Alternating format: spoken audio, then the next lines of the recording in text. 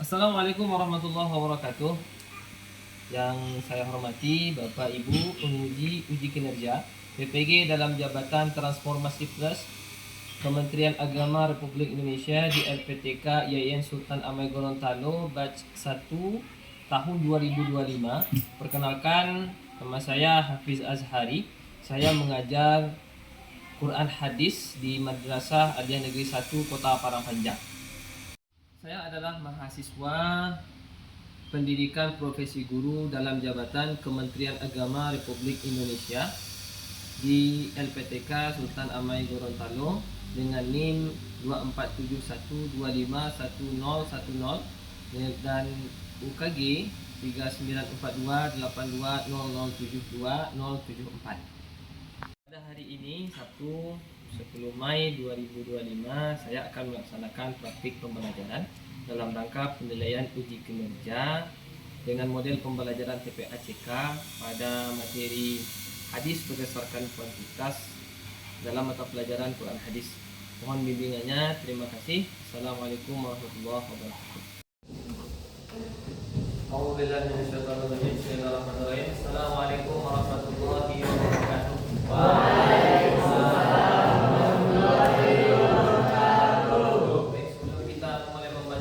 Pelajaran hari ini silahkan berdoa diwakili oleh Tuhan. Silakan siapkan. Kita berdoa dulu. Istaghfir. Engkau doa.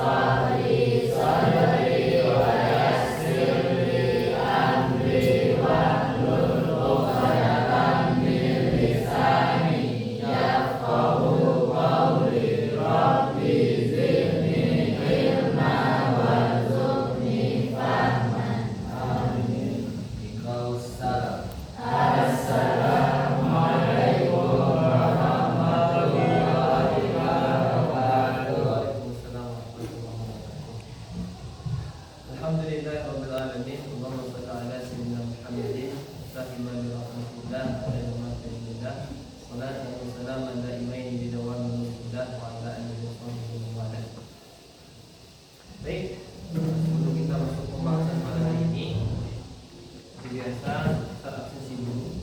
Siapa teman yang tidak ada dari ini?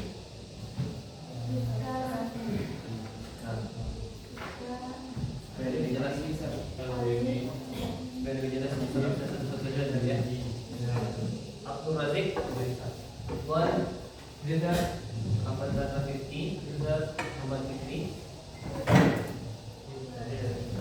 Aira, Rafatul Nisa, Ida, Azam, Balkis, Yahya Kirana, Ida, Dida, Ditya, Zarkuan, Habibi, Izin, Fadi, Fikri Hafiz, Rizatul Adiyani, Hani, Irfan, Untung, Raihan, Madiatul,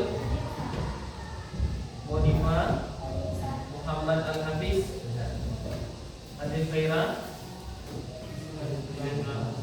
Muhammad Fatah Habibi, Nadine, Nafla Sahira, Nahdah Mardia, Rahel, Rifkatul Ummah,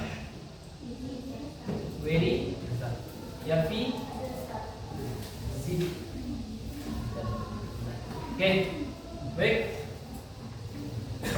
Sebelum kita masuk materi, dulu materi yang kita bahas sebelum ini, tentu kita butuh persiapan.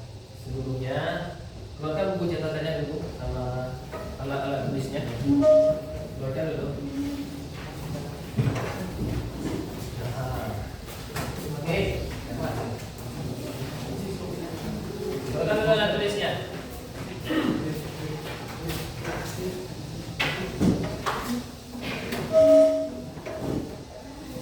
Baik, kemarin kita sudah ada membahas materinya.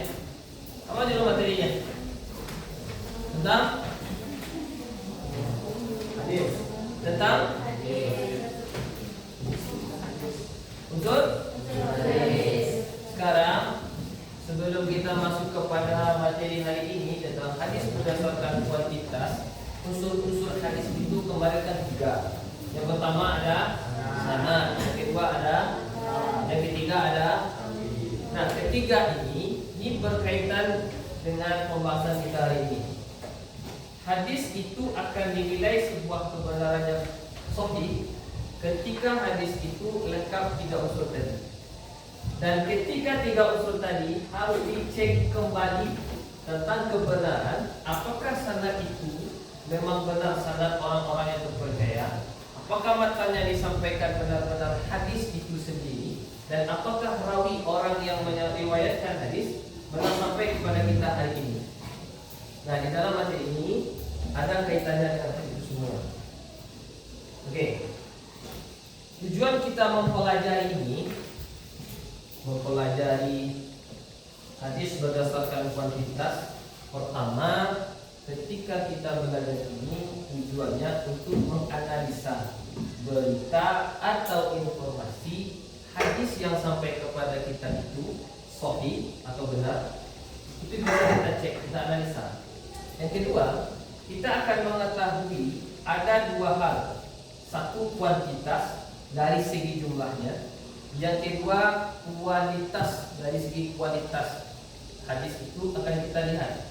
Apa saja perbedaannya? Kapan hadis itu bisa diterima, kapan hadis itu mesti dicek ulang.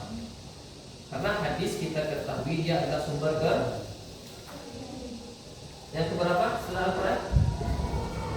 Kedua setelah Al-Quran. Maka kalau dia sumber kedua setelah Al-Quran, mau tidak mau informasinya mesti jelas.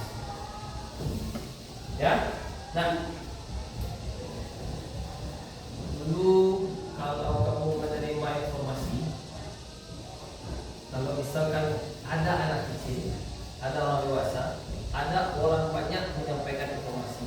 Soalnya ada anak kecil, ya, ada orang dewasa, 1 orang saja, dan yang ketiga ada orang banyak menyampaikan informasi. Nah, informasinya adalah seputar kebakaran. Kira-kira yang akan kamu terima informasi yang mana? Yang mana? Informasi tentang kebakaran. Ada informasi ini dari anak kecil, ada informasi dari orang dewasa, ada informasi dari orang banyak. Informasinya adalah tentang kebakaran. Yang mana yang akan kamu terima informasinya? Kenapa orang banyak? Karena lebih terpercaya. Apa lagi? Kenapa orang banyak itu lebih mungkin kita percayai? Alasannya apa lagi? Sama-sama melihat. Apa lagi? Sama tahu kejadian itu. Andai ada anak kecil 1 orang datang, katanya, Om, di sana ada kebakaran. Ustaz, di sana ada kebakaran. Bisa kamu percaya? Nah, kenapa tidak? Karena yang berbicara pada saat itu kurang yakin. Makanya kalau informasi itu banyak, kemungkinannya mendekati kebenaran ada. Sepakat ya? Ya. Secara umum mereka tidak mungkin bohong. Nah, itulah materi kita hari ini. Karena hadis itu adalah sumber kedua setelah Quran, tidak mungkin hadis itu bisa diterima kecuali dengan data yang sahih. Nah, kita cek yang pertama dulu. Hadis berdasarkan kualitas.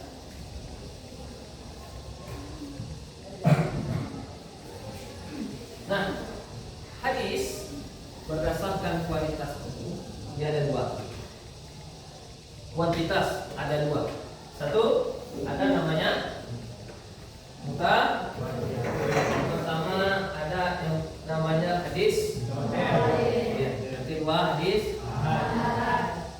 Kira-kira yang masuk dari contoh yang telah kita berikan tadi ceritanya itu masuk kategori hadis mutawatir atau hadis ahad. Kenapa? Pertama, banyak orang yang menerima. Kedua, mustahil dari satu kampung tadi itu berbohong. Nah, lalu kapan kita bisa memakai hadis ahad? Itu hadis ahad ada tiga. Ada tiga pembagian. Kira-kira kapan? Yang bisa bantu? Nah, kapan kita bisa memakai hadis ahad? Kapan? Kapan kita bisa memakai hadis ahad? Contoh, ada sebuah pengumuman atau surat resmi dari Kota Padang Panjang, suratnya ada, tanda tangan wali kotanya ada, stempel basahnya juga ada. Kira-kira kepala atau ketua dari wali kota tadi, bapak wali kota tadi, itu yang menandatanganinya banyak atau sedikit? Apakah bisa dipercaya? Surat ada, stempel basah ada, tanda tangannya ada, bisa dipercaya? Kan satu orang, kok bisa? Resmi dan lembaganya terpercaya. Jadi kapan hadis ahad itu bisa dipakai? Dia bisa terpercaya dan resmi. Kalau hadis mutawatir kita tidak usah bingung lagi, pasti bisa diterima. Yang sering sulit untuk diterima adalah hadis berdasarkan ahad. Oke. Silakan coba buka HP-nya, coba nih.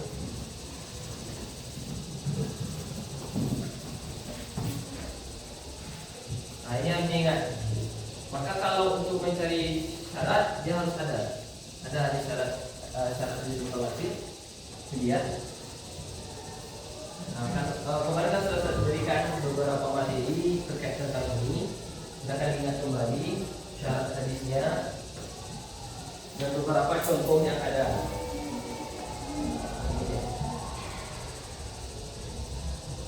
Contoh hadis mutawatir. Ini juga contoh-contoh hadis yang telah dibagikan.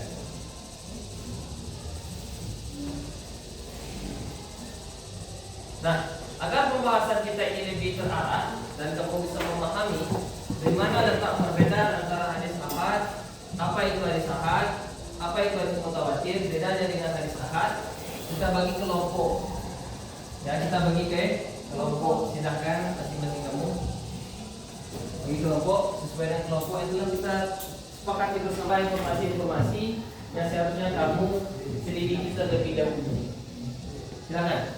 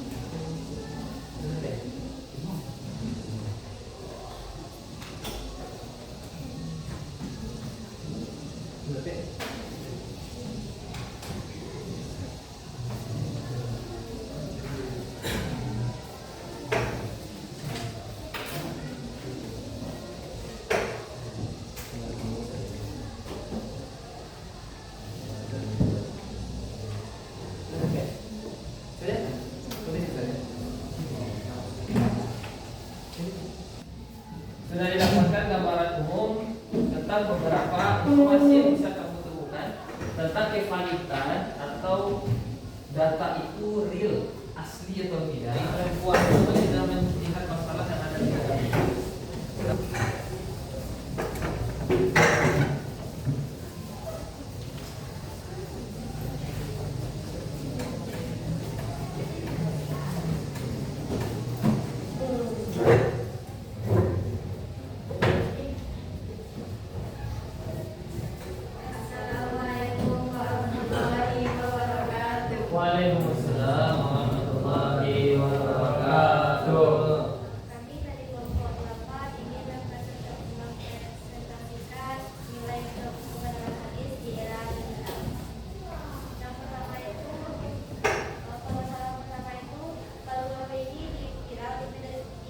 Ya, sebuah hadis yang menyebutkan bahwa tidur setelah subuh menyebabkan rezeki terhambat.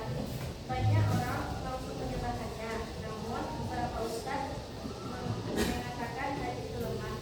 Menurut kamu, apakah kita boleh langsung percaya dan menyebabkan hadis seperti itu? Kenapa? Menurut kami, eh, kita tidak harus langsung percaya. Kita harus mencari informasi atau sumbernya terlebih dahulu. Jadi penting untuk memahami bahwa hadis harus dipahami dalam konteks yang dapat dan tidak boleh digunakan sebagai dalih untuk menentukan rezeki seseorang. Masalah penjelasan singkat berikut. Hadis mutawatir adalah hadis yang diriwayatkan oleh banyak perawi dari jadi berbagai tingkatan sehingga mustahil mereka bersepakat untuk berdusta. Hadis ahad adalah hadis yang diriwayatkan oleh sedikit perawi dan belum mencapai derajat mutawatir. Hadis ahad bisa sahih, hasan, atau dhaif, tergantung penilaian ulama. Tidak semua hadis bisa langsung dijadikan dasar hukum atau keyakinan. Jika kita bisa membuat sanad dan makan hadis dengan motivasi apalagi yang disebar di media sosial. Pertanyaannya, apa perbedaan hadis mutawatir dan ahad menurut kalian? Menurut kami adalah hadis mutawatir diriwayatkan oleh banyak orang dari banyak jalan, sedangkan hadis ahad diriwayatkan oleh beberapa orang atau beberapa orang yang kesahihannya hadis mutawatir dianggap lebih sahih dan pasti daripada hadis ahad karena jumlah periwayatannya. Periwayatan yang banyak dan tidak mungkin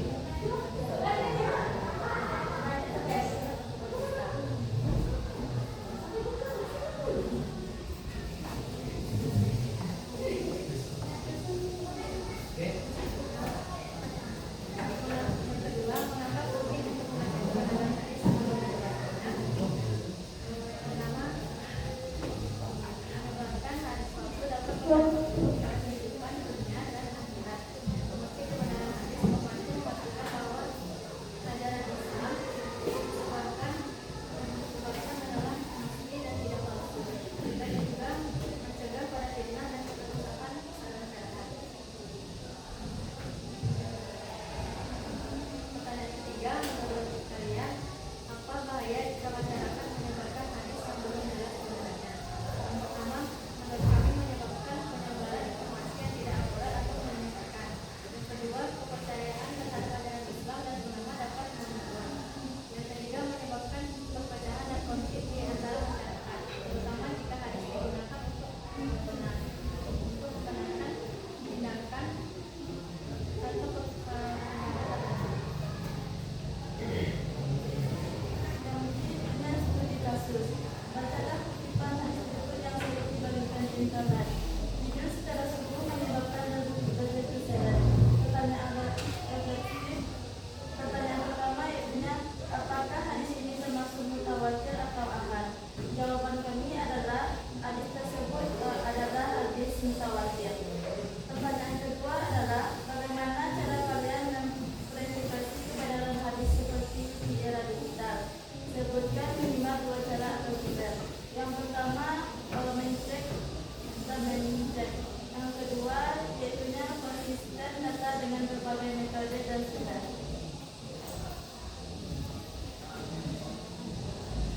Jadi kesimpulannya, sebelum kita mempercayai lagi hadis, sebaiknya kita harus satu memverifikasi, dua tidak langsung membagikan, tiga konsultasi dengan ahli, empat bijak dalam menyebarkan. Sekian presentasi dari kelompok kami. Kalau ada kesalahan detailnya, mohon diberi maaf. Saya dengan Bapak Hidayah. Assalamualaikum warahmatullahi wabarakatuh.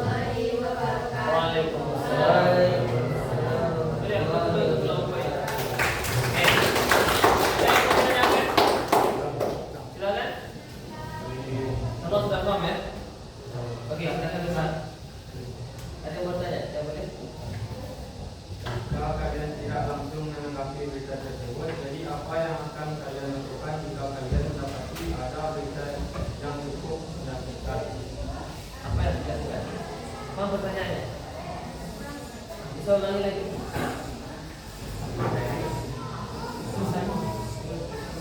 Boleh. Boleh, silakan. Jika kalian tidak langsung meninggalkan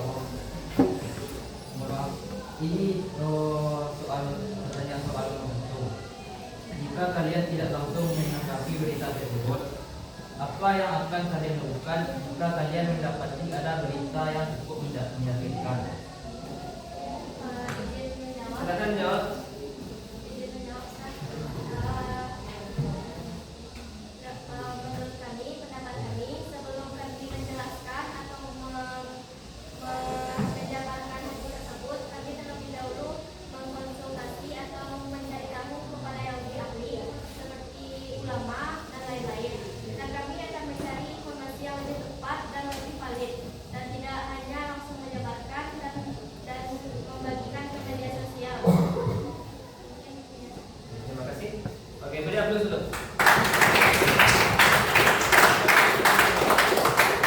Nah, dari beberapa situasi yang sudah kalian lihat itu, seperti itulah gambaran bentuk informasi terutama terkait dengan hadis. Silakan buka. Kan dulu pernah saya share beberapa hari yang lalu malamnya sudah saya share. Silakan buka materi ini. Coba cek. Hadis berdasarkan kuantitas. Kita sepakat bahwa hadis itu berdasarkan kuantitas, berdasarkan jumlah ada dua. Mutawatir itu riwayatnya banyak. Sementara ahad itu dibagi menjadi tiga. Nah, coba kita lihat contoh. Di sini sudah disebutkan contoh hadis mutawatir. Coba cek. Di gambar itu. Nah, di gambar ini tergambar bahwa beberapa orang sanadnya itu begitu banyak. Kira-kira berapa jumlahnya? Coba itu.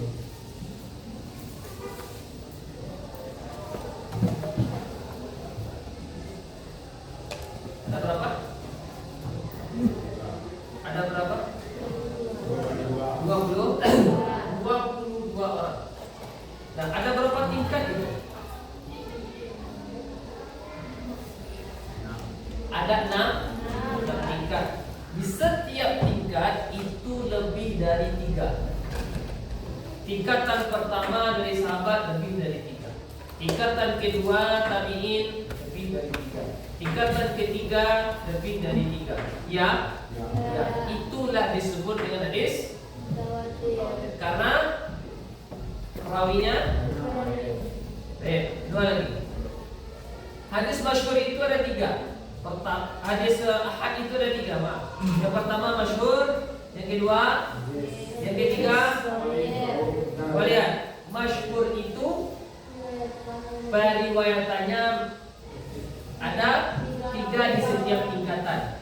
Kalau aziz 2 di setiap tingkatan atau mutabaqah nama lainnya. Yang ketiga kita cek contoh. Ini contoh masyhur. Ada berapa tingkat di masing-masing? Ada berapa tingkat seluruhnya itu? 1. Ada berapa tingkat? Ada 5. Masing-masing tingkat ada berapa? 3. Kalau ditemukan 3, berarti pada saat walaupun ke bawahnya lebih dari 3, maka poin penting dari sahabat tadi, kata kuncinya di sahabat, tingkatan sahabat. Kalau 3 berarti hadis itu masyhur, ahad yang masyhur. Kalau hadis bagaimana? Lihat contoh hadis. Ini dia. Ada berapa tingkatannya tadi? 2. Di sini ditemukan ada yang 2. Berarti pada saat itu hadis disebut hadis. Kalau yang ketiga apa tadi pembagian ihsan? Ini dia. Ditemukanlah contoh hadisnya, innamal a'malu binniyat, itu adalah hadis ahad, bukan hadis mutawatir. Sahih nah di sini. Mutawatir dia? Ahad kah? Bagian yang mana?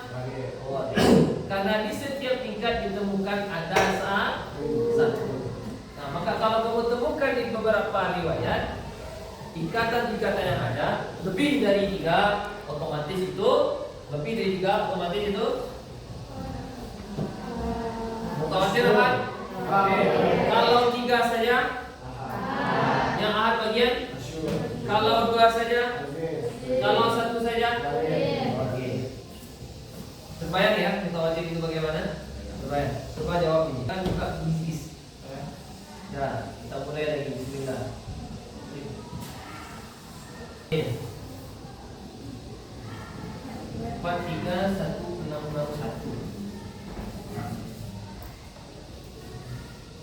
Saya yang salah. Akidah kelahiran ini lama deh. Apa Pak? Baik, lebih kurangnya 70%. Sebelum kita tutup pertemuan hari ini, maka ada yang mau menyimpulkan dulu?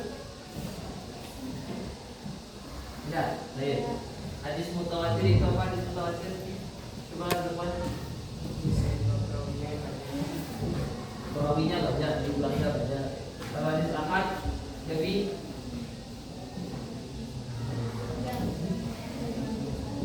tidak mencapai derajat mutawatir itu. Kira-kira hadis ahad itu ada berapa pembagian? 1,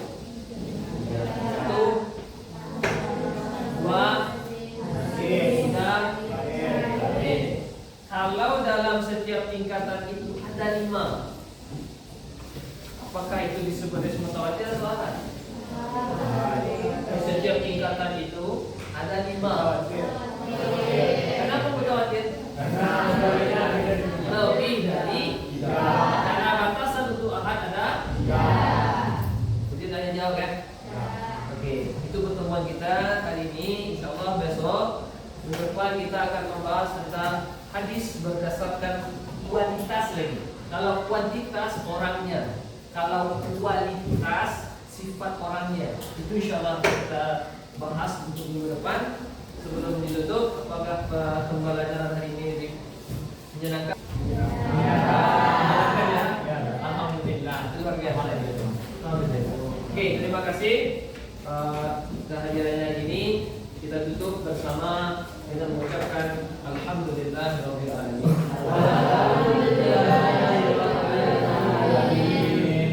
Ya dari Ustaz, semuanya maaf. Assalamualaikum warahmatullahi wabarakatuh.